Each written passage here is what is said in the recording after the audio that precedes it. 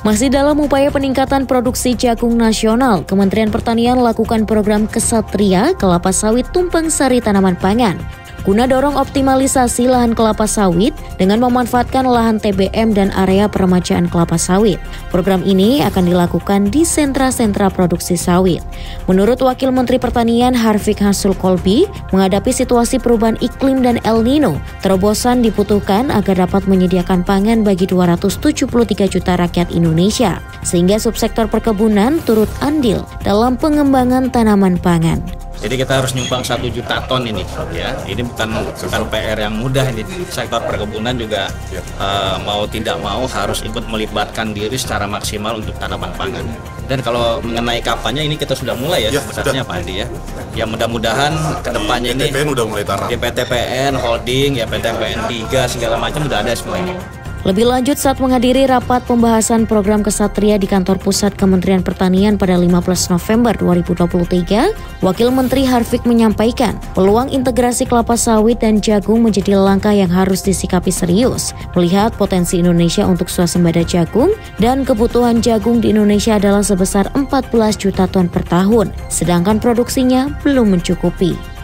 Indonesia punya potensi untuk swasembada jagung dan kita harus mampu.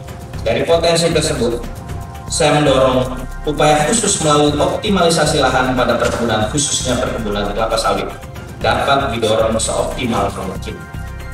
Sejalan dengan Wamentan, Direktur Jenderal Perkebunan Kementerian Pertanian Andi Nur Alamsyah sampaikan data sementara luasan lahan kelapa sawit yang akan diintegrasikan dengan jagung.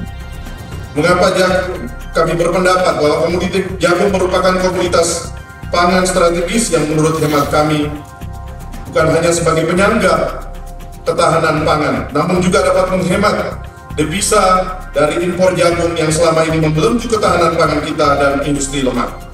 Dari hasil identifikasi kami sementara, setidaknya terdapat 175.000 hektar dari areal perkebunan kelapa sawit yang secara teknis dapat dilakukan terintegrasi dengan jagung yang tersebar di 22 provinsi sentra kelapa sawit.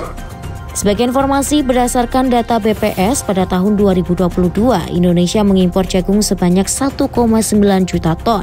Di tahun 2023, pemerintah akan berencana mengimpor jagung sebanyak 500.000 ton untuk penuhi cadangan pemerintah dan kebutuhan peternak rakyat.